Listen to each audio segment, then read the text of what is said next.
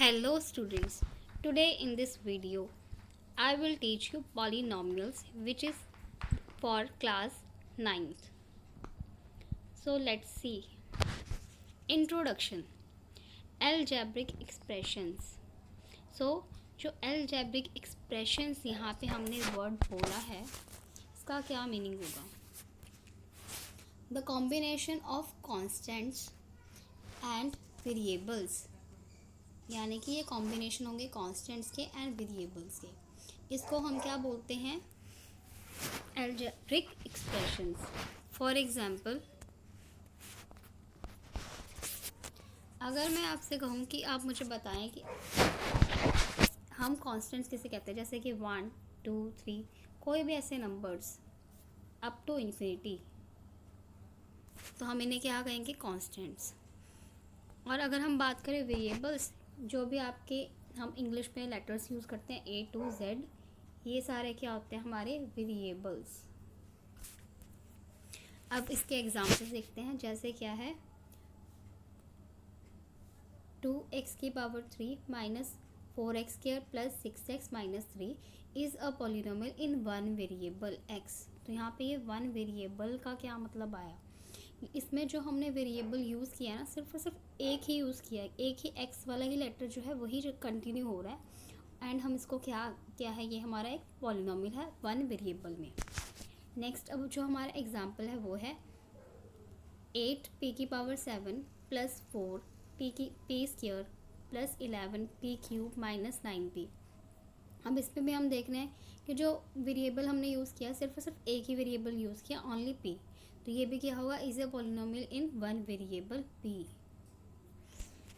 Next, जो अब हमारा इसमें एग्जांपल है, इसमें 4 प्लस 7x की पावर 4/5 प्लस 9x की पावर 5, ये एक एक्सप्रेशन तो है लेकिन ये एक पॉलिनोमियल नहीं है, क्योंकि इसमें कौन सी टर्म कंटेन हो रही है? x की पावर 4/5, जबकि जो 4/5 है वो क्या है? और नॉन नेगेटिव इंटीजर है। अब पॉलिनोमियल चैप्टर में हम पढ़ेंगे इम्पॉर्टेंट टर्म्स।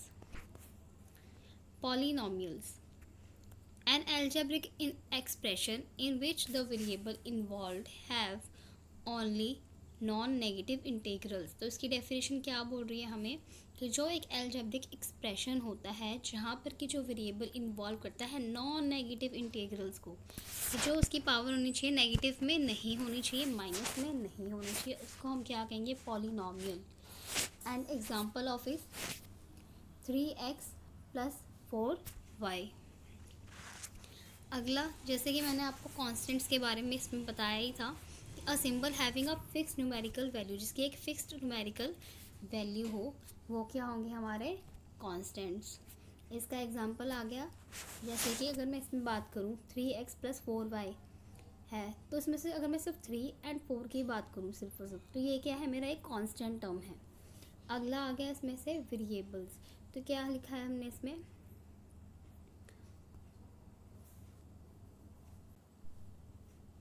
सिंपल भाषा में अगर वेरिएबल्स का मीनिंग समझा जाए तो हम ये बोल सकते हैं कि इसमें हम वैल्यूज़ जो हैं वो चेंज कर सकते हैं। अब जैसे इसमें इन पॉलिनोमियल 3x प्लस 4y, तो यहाँ पे जो x और y का मैंने यूज़ किया, इसको मैं क्या कहूँगी? वेरिएबल्स।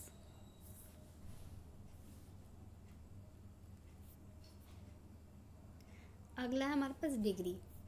तो जैसे अब मैंने कोई क्वेश्चन है, उसमें मैंने लिख दिया x इसकी पावर 5, तो ये जो मैंने ऊपर 5 लिखा है ये क्या है? इसकी degree.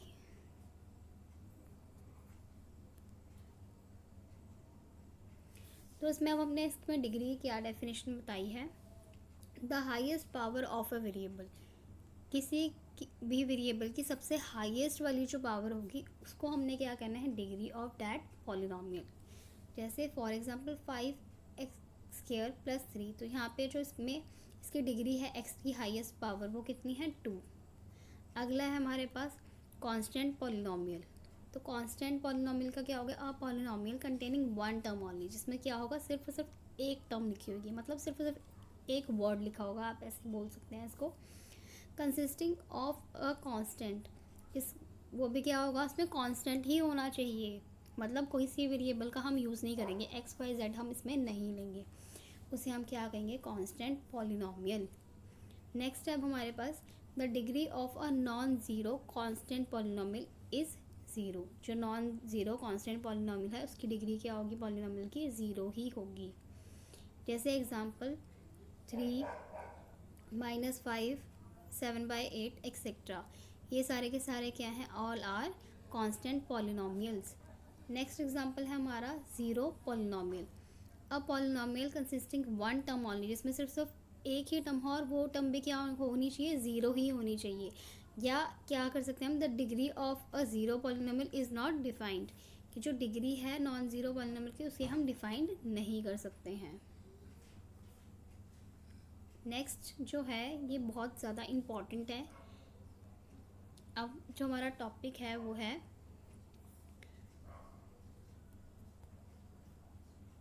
Types of algebraic expressions. अब हमने टाइप्स ऑफ एल्जेब्रिक एक्सप्रेशन पढ़ने हैं, लेकिन on the basis of terms, मतलब कितने वर्ड्स होंगे इसमें, ये इसका सिंपल सा मीनिंग है। अगर एक टर्म होगी सिर्फ और सिर्फ, उसे हम क्या कहेंगे, मोनोमियल। मतलब जैसे सिर्फ और सिर्फ 7 ही लिखा हो, या 7x भी हो सकता है, 9x² भी हो सकता है, ऐसे। नेक्स्ट है अब हमारे पास बाइनोमियल। बाइनोमियल मतलब जिसमें सिर्फ और सिर्फ क्या होंगी, दो टर्म्स होंगी। जैसे 7x + 5, इसमें क्या है, दो वर्ड्स है, पहला वर्ड ये और दूसरा ये हो गया, दूसरी टर्म ये होगी। ऐसे ही अगर 3 टर्म्स होंगी तो उसे हम क्या कहेंगे, ट्राइनोमियल। और 3 से ज़्यादा वाले को हम बोलेंगे पॉलिनोमियल्स। नेक्स्ट अब हमारे पास है types of polynomials on the basis of degree. अब हमने पावर के अकॉर्डिंग बताना है कि किस पॉलिनोमियल को हम क्या कहते हैं। अगर जो पॉलिनोमियल है उसकी हाईएस्ट डिग्री जो है 1 होती है, यानी हो सकता है सिंपल x लिखा हो या x की पावर 1 लिखा हो, दोनों की वैल्यूज़ जो हैं वो सेम ही हैं, क्योंकि अगर x के ऊपर कोई पावर नहीं है मतलब 1 होगी, तो इसे हम क्या कहेंगे, लीनियर पॉलिनोमियल। अगला है हमारे पास क्वाड्रेटिक पॉलिनोमियल, मतलब जिसमें डिग्री जो है वो कितनी होनी चाहिए, 2 होनी चाहिए। हमारे पास जो हाईएस्ट डिग्री है वो 2 होनी चाहिए। सिर्फ कल्ला x² भी हो सकता है इसमें, 3x² + 7 भी हो सकता है, और ऐसे ही आप बहुत सारे एग्जाम्पल्स इसमें ले सकते हैं। अगला है हमारे पास क्यूबिक पॉलिनोमियल, मतलब जिसमें जो डिग्री है वो कितनी होनी चाहिए, मैक्सिमम 3 होनी चाहिए। 3 वाले को हम क्या कहेंगे, क्यूबिक। एंड बाई क्वाड्रेटिक का ये मतलब होगा कि जिसमें जो डिग्री है वो कितनी होनी चाहिए, 4 होनी चाहिए। तो इन दो चीज़ों में हमने जो है वो बिल्कुल भी कंफ्यूज नहीं होना। मोनोमियल, बाइनोमियल, ट्राइनोमियल, पॉलिनोमियल, ये कब होगा, on the basis of terms, कि किसमें कितनी टर्म्स है। और जब मैं कहूँगी डिग्री के हिसाब से, तो अब आपने क्या बताओगे, आप मुझे linear, quadratic, cubic, by quadratic, ऐसे। इन दोनों में हल्का सा डिफरेंस है। अब हम इसके एग्जांपल्स देखते हैं। जैसे अब मैंने इसमें एग्जांपल दिया 5, इसमें इसकी जो डिग्री है वो कितनी है, 0, क्योंकि इसकी तो मतलब पावर हमें नहीं दे रखी, तो इसकी डिग्री कितनी हो जाएगी हमारे पास, 0 हो जाएगी। अब अगर मैं इसको डिग्री के हिसाब से देखूँ तो ये क्या है, कांस्टेंट टर्म है, क्योंकि इसके ऊपर तो कोई वेरिएबल लगा ही नहीं, ना x लगा ना y लगा, इसलिए ये क्या होगा, constant. Classified by number of terms, और नंबर ऑफ टर्म्स इसमें कितनी है, सिर्फ और सिर्फ एक, इसलिए इसे मोनोमियल बोल लेंगे।